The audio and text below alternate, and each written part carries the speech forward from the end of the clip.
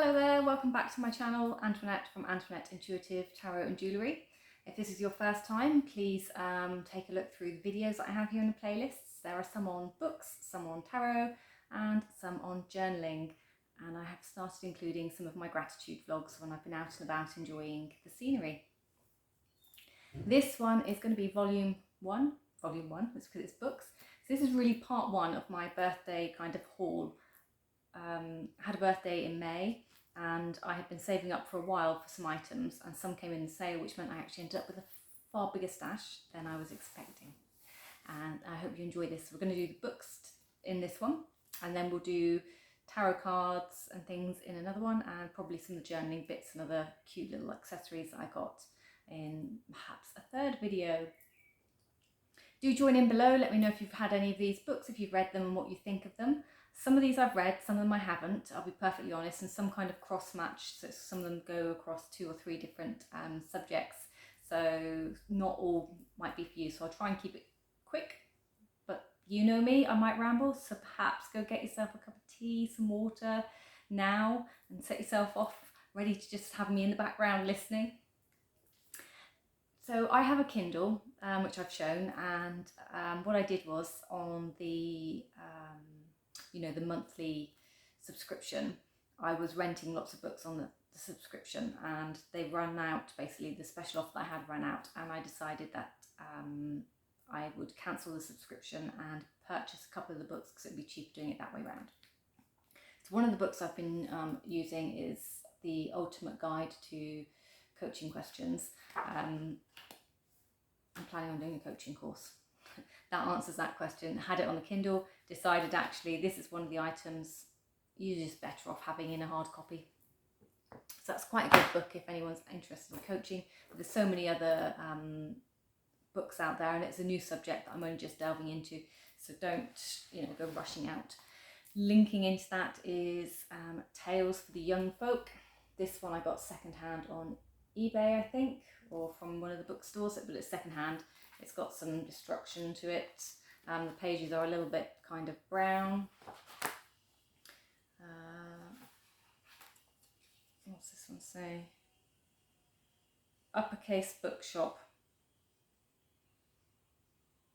www.uppercasebookshop.com. That might be where it came from. I can't remember, but there's a book marking the book. Who knows? This one has colour pictures in it. Not many, just 2 or 3. And it's basically for an introduction to the archetypes, Jung's version of archetypes, and discussing through who they are and what they are. And I don't know a great deal on this subject. It's been some discussions that some of us have been talking about in over at Blue Crescent Tarot. On a Sunday, she does an archetype hour where she talks about archetypes from Kim Cattrall's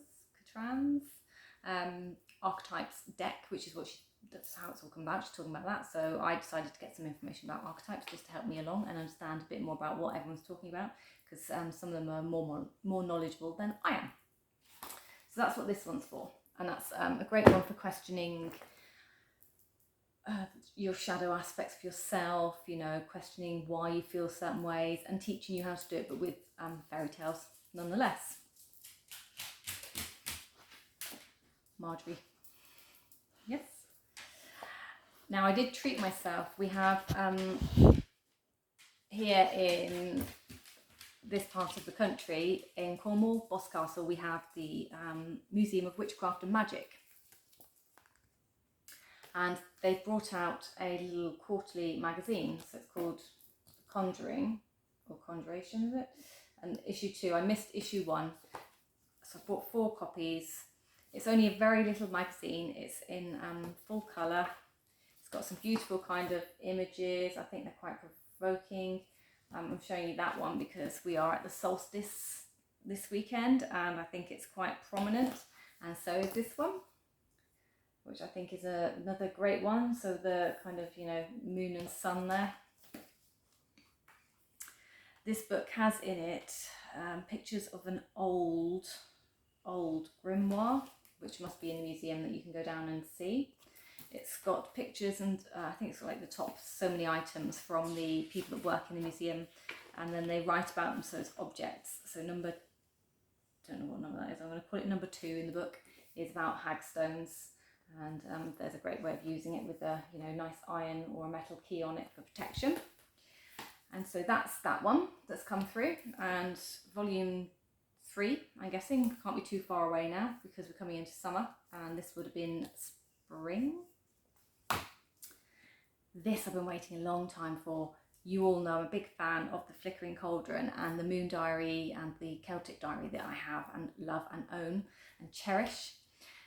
They were going to bring out this Witch's Companion at the beginning of the year, but with all that's happening, it just, things happen, life happens, and the dog's just left some mud on it as she's come in, and it's just come through now. So it's arrived in time for July, starting the second half of the wheel, if you like, or the monthly calendar. This book has, so it's by Letty Colville and Chris Knowles at the Flickering Cauldron, so that's www.theflickeringcauldron.com. For people in America, this is available on Etsy, so you can go to their Etsy store and you can order through Etsy for this. And for people in England, you can use the website to order. I think the postage basically is set up on Etsy, and it just sets up better that way, which is why there's 2 different ways. So England, you can use the website, you can use the, Etsy as well, but America, Etsy would be the place to go. So it's got a little bit of history in here. They have signed this one because some of them got signed if they were pre-ordered, which was quite a nice little touch. And we have the contents page here, so it is really nicely done. There's that one, front page. Now, this arrived yesterday. I haven't read through the whole thing. What I have done though is flicked through it. So it has the witch's alphabet, it has familiars, it does some stuff on work tools. There is elements in here to use as a workbook, so in each section. So here we go, like talking about books of shadows, diaries, journals, and further tips for your altar. There's spaces down the bottom here, lined pages for you to write and add your own information, so you can kind of use this as your reference book if you wanted to. How to consecrate your tools is in here. There's a bit of information here about warding. It tells you about how to do protection magic. There are planetary correspondences. So for instance, here we have the sun, correspondences to go with the sun, which is perfect. So that's exactly what I'm looking at the moment today, where I'm setting up what I want to do for tomorrow for the solstice, because it's 19th today, tomorrow's 20th, and the solstice energy, as we all know, seems to run between the 19th to about the 22nd of June, depending on where you are and how you work with it. And I know that the calendars set it as the 21st every single year, but that's not always the case. Where are we? So this chapter 4, herbs and magic. This isn't the be all and end all on herbs and magic. There are plenty more herbs that you can add to this, but it's just really lovely the way it's been put together. So if we just look here, we have the herb belladonna. So we have this beautiful page on belladonna, which is, better than anything I could ever write. You have like a warning page and plenty of text to go with it, explaining how to use it, what to do with it, its originations, safe alternatives if they're available. Let me see. There are much safe alternatives today for you to use to induce visions and aid astral protection. Belladonna is simply best avoided. Substitute with tobacco. So you can use the tobacco plant instead of belladonna in your magical workings if that's what you're wanting to use it for. And then you have this, they give you a page for each herb, where you can then fill in yourself what you want to do with it and how you're going to use it.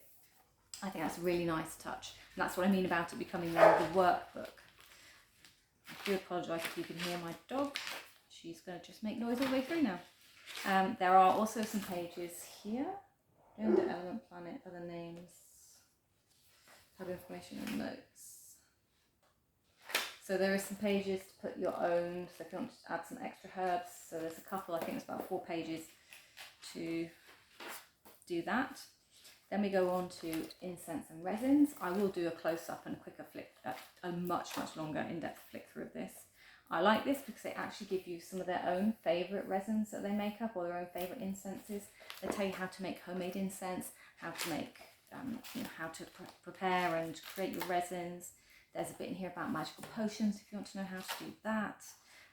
Candles and gemstone magics. We've got colour correspondences and places to write more about your colour correspondences, how you might use them, when you might use them, what days of the week you might link them to.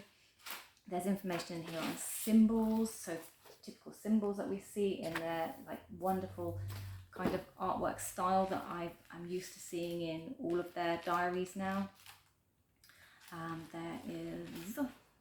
They've given you some kind of spells in here, which is really nice, just to get you going, although most people are told not to use other people's spells, to kind of make their own, but that's great. You know, we all need a diving off point if you're a spell person. Not everyone's a spell person, so it's each to their own. And then they've given like a page for how to make your own spells, so you can put your ingredients, you can draw pictures, you can write about it, and that's quite a nice thing to do, just to get you going again, as I say. So you can use all this as your jumping off point, work your way through, and then you can start to create your own kind of Book of Shadows or grimoire if you wanted to. It does go into scrying, number correspondences, and then right at the very back it gives you a little kind of Sabbats, Wheel of the Year, moon, triple moon aspect to keep you going. It is bound the same way as everything else, so it's on a nice spiral, so that means it's flippable, you can use it, you can write on it. So yeah, look out for that one. I'll do a really good, thorough, in-depth flick through. I think that was pretty in-depth myself. Next up, Rachel Patterson. I've got quite a few of her books now. So we have the Sun Magic. Needless to say, I've got it because it is summer. And I wanted to pick up some solar energy. This is really nice. It's a little book. It's not huge. It's kind of reference book. It's about 130 pages or so. In here, it's part of the Pagan Portals collection, and it's from Moon Books publishers, or you can get it directly on Rachel Patterson's website. I can't get that page to open. So it talks about solstice and equinox types of magic here if you want to work with the sun. So I'm looking at this section currently to work for the solstice, summer solstice, and then down here we have the winter solstice. So that's what I'm working with at the moment. There are a number of pages on deity in here, different deity and names throughout the world, and information about them. It talks about animals, it talks about mirror magic with solar, it talks about crystals. There's some incense in here and some kind of blend suggestions to make your own incense. And that's Max just come in there that you can hear sniffing. Some sun superstitions and myths. There's a little bit of talk about the runes, solar crafts, and there are some recipes at the back. My favourite one being a lemon and poppy seed. So there's a lemon and poppy seed cake recipe there. So that's that one. To go with that one, I have her World of Magical Plants and Herbs. Kitchen Witch's World of Magical Plants and Herbs, and she is a British witch, and most of this is because I'm British and I wanted to know about things here and easy access to the information, because lots of the information I have just didn't quite correspond, and I was getting really confused trying to work out what to use and how to use it, especially when I was surrounded by all sorts of other herbs and things here and no one was talking about them. So this one has some great stuff in here. It has recipes. It introduces you to who she is. She does, so she talks about each herb that you see. So what are we on here? There's a prosperity incense blend. That's the first thing that's like popping out at me. Talks about crocus, magical properties. Does it in kind of an A to Z format. And it's got some teas in here, so some tea suggestions, tea blends that you might want to make up. There's a pick-me-up sage tea. That will be using your sage leaves from the garden, green garden sage in England. I don't know if you get that in other parts of the world, but that's what we have here. And where are we? It kind of swaps, so it talks about them A to Z, that's it. Then it does herb code names here, so it lists code names and what they are. We all know that everything seems to have more than ones. For instance, dog's mouth is snapdragon. So we have that. Then we have the Victoria flower language, balm sympathy. Begonia means beware. Bittersweet means truth. Broom means humility. So it's a bit about language. We then have an intent correspondent list. For example, if you wanted to banish something from your kind of environment, energy, world, you might use bergamot, which is orange. Equally, you might use bergamot to attract something. So it depends on how you're using it. Then it also does elemental correspondences. So it's got fire, so I'm working with, again, solstice fire. That's where I've been focusing on today. It has masculine and feminine. It has the planetaries. It has the star sign. So sun, it's got a list of things that might go with the sun: angelica, ash bay, benzoin, bergamot, buttercup, chamomile, lovage, rosemary, witch hazel. It goes in alphabetical. There's far more than that in here than what I'm just saying. And I just wanted to try and get through flowers by month, dark magic herbs that you might use to deflect something, and Sabbath correspondences in here as well. So Litha / summer solstice, again, we've got basil, chamomile, honeysuckle, sunflower, thyme, vervain, rosemary. Yeah, so that's a really nice kind of book to reference back and forwards. The Flame in the Cauldron. This one I haven't read. I think I may have read a few pages, or I borrowed it for, I might have had it as a audio book actually, a sample, and listened to the sample and thought, yeah, I'll get that one. So I haven't looked at this, I haven't read it. It does look quite interesting. I think it goes with sort of what I've got going on here: traditional, herbal, old ways, walking the old traditional paths, folklore, that sort of thing. Because this is a view on traditional witchcraft and its practices. It talks about, you know, that kind of, when it feels like it's in your blood, the ingrainedness of it being in your blood, and that knowing that you might have, looking to walk the path of the kind of magical, mystical, if you want to do that. It talks about conjuration of the witch flame, magical meeting places, thoughts on usefulness of three practices, recommendations to seekers. There's stuff in here about charms, spells, additional teachings, other kind of workings. It has recommended readings. That was probably one of the biggest things I got it for, was the recommended readings list and the texts that go at the back. But yeah, I'm looking forward to having a look through. It's not too big, it doesn't look too hefty, but that looks like a good book. I also have Walking the Crooked Path, or the Crooked Path, I think. I can't remember which way around it goes. So this also goes quite nicely with that one. You're seeing a theme, right? The Rebel Witch. So I have talked about it, I've shown it briefly, really enjoyed it, didn't take long to read at all, not at all. There was some great stuff in there. Part 1, you know, it's just about giving you that power, confidence in yourself to come out of the broom closet, as Kelly says. So this is Kellyanne Maddox, for those of you who are very familiar with her YouTube channel. It's written and it reads in her voice, and I think I heard KellyBear say that as well when she talked about this book. She said she could hear it in Kellyanne's voice. And I know she does it on audiobook, so you can get it on audiobook, and I believe she also reads it herself, so that you can, because of the way it's written, so it's all really resonant to what we're used to hearing from her and in her language. So stuff in here about just basics of spell casting. There's an example, Want to Make It Happen, chickpeas. Kellyanne, there she is. It's in 3 sections. Section 2 I found probably a bit more pertinent to me. It does talk about things like, how can you find your sacred text? What is your sacred text? For many people, if they're religious, they will have a religious sacred text. If you don't follow a set religion, you may not have one, and you may read a book. There may be a book in your lifetime that you've read over and over again, and this is what she talks about in here, and that kind of resonated with me. There is one, it's by Sophie Kinsella, Can You Keep a Secret? I've probably read it 8 or 9 times, which is unusual, but that's over maybe 25 years. I've read that book 8 or 9 times. It's more than I've read anything else. It's probably more than I've read and used a recipe. In a recipe book, I probably don't use them that often.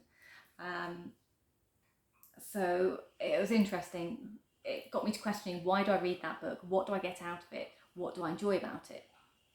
And I kind of realised it was the fact that it takes me away, it makes me laugh, it's funny, it feels like, you know, your friend talking to you, giving you stories. There's something in there that you take away that makes you just feel uplifted, spirited, and it's fun. So there's all those things. I was like, actually, yeah, I suppose people who read religious text maybe read it for the same reasons. You know, they read through passages, they highlight passages for different reasons. Some people read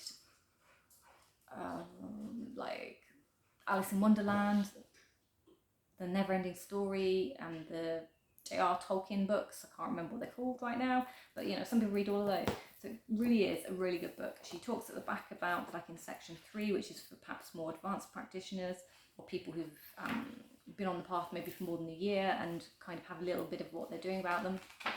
It does a lot of kind of how to start exploring your shadow, how to work through all your other kind of thought processes, if you want, for a better subject. But yeah, so I'm looking forward to there's quite a few bits in section 3 that I wish to do and work through, and loads of information in the other bits that kind of re-inspired, reinvigorated, confirmed that I'm not needing to go out and buy loads and loads of books and learn everything, she says, after showing you half her pile already.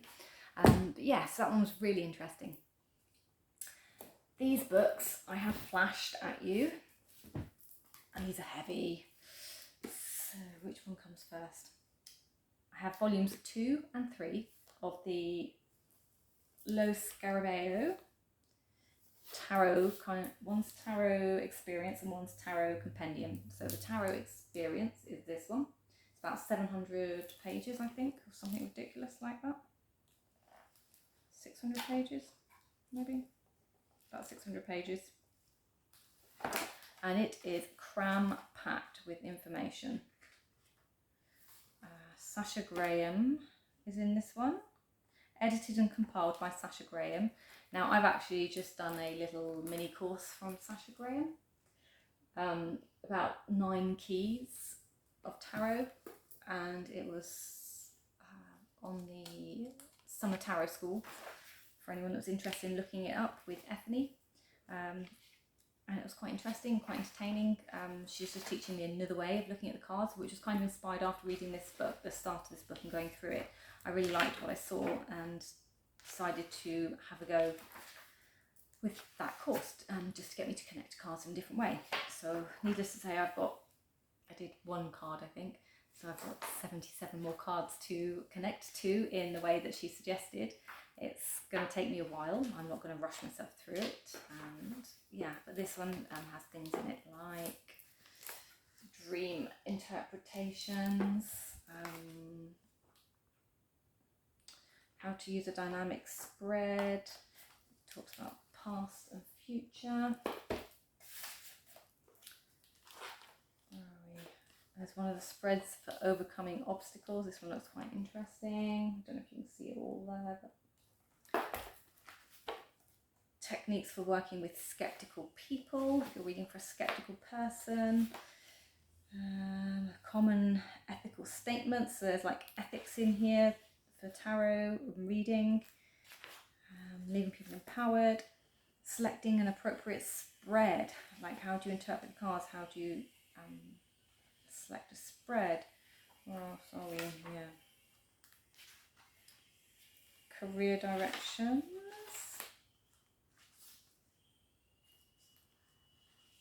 There's a bit about, right, where are we? So we've got some cards here. So it goes through the suits. thematic advanced meaning, so it has advanced stuff in here. So this is just, so it does personal life, divination, psyche and soul, the Fool. Right, so that's the subjects. Then it talks about the Fool, so just to give you that one and that one. So that is that book by Lo Scarabeo. Then we have volume 3, the compendium, nice and big. This one I think I might have actually done the flip through. I showed quite a few of this pages. This goes more in depth from that book. So this one talks about the kind of thematic constellations. It's got some numerology in here. What else have we got here? Key astrology, astrology and the court cards.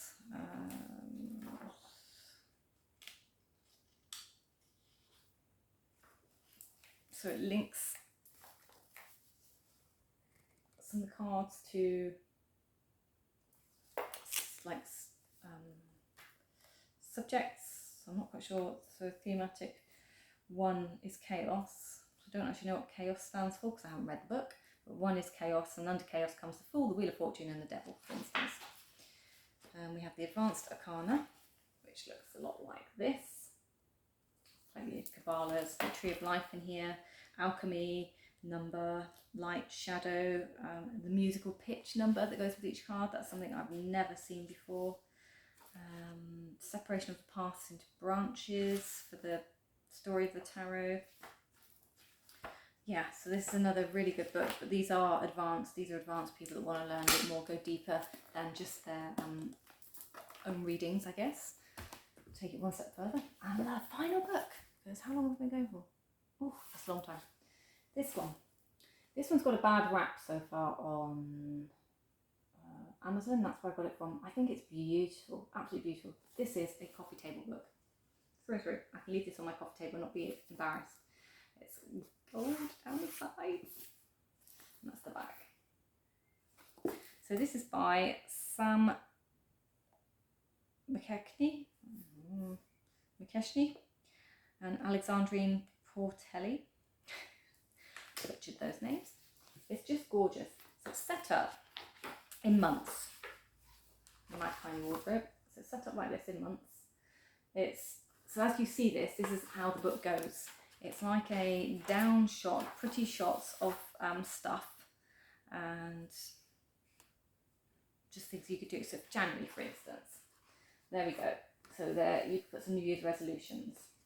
But that is, that's the title page. Out with the old, in with the new. Little sayings, little things that comes with January. And then it's just full of curious bits of information, folklore, superstition. So it's not packed, it's not a reference book, it's not deep reference. This is more like those superstitions and things that you grow up with. Like throw some salt over your shoulder to ward off evil spirits, or turn around and touch the ground, turn around 3 times and touch the ground. I can't remember what that one's for now, can anyone else? I remember doing that as a child. So I'm in June in this one at the moment. So for June, she was talking about rose and what the rose stands for. The birthstone for June being pearl, the flower is rose. Curious days that happens in June. Things to put in your June diary. Lucky things for your wedding day, because June is the month of marriage, and lots of, linked to lots of the odd hand fasting used to happen on solstice or on Beltane, so it's the time. We have how to make a leaf wish. Inscribe your wish on a leaf, burn it, i.e. a bay leaf would be best, fig leaf or a sage can be used for this type of thing. And we also have a little burning magic for a spices pot here, which looks amazing. It's probably something I might actually try. So this is the page that I'm on. So we have spices pot, a bit of the magical stuff. And there's maybe 10 or 12 pages like this on June and for each month as you go through. We have like Gypsy Rose, talks about magpies. Do you remember the old sayings for magpies? 1 for sorrow, 2 for joy, 3 for a girl, 4 for a boy, 5 for silver, 6 for gold, 7 for a secret, never to be told. I still recite that now when I see them. I run through that rhyme to check how many there are around me and whether it's good or bad. So, right, I think that's everything. So this book, you know, I love it. I think it's gorgeous. And it's a great one just to leave out and about, and because it's just folklore superstition. Even your nan will read through some of this stuff and be like, oh, I remember that. You know, it'll spark up lots of kind of conversation and maybe even fun things for you to do with your family. There we go. I hope you enjoyed my little book review on things that I've kind of made my way through and still yet to read. So Birthday Stash Part 1, and I will bring Part 2 to you in a moment. Thanks for watching. Bye.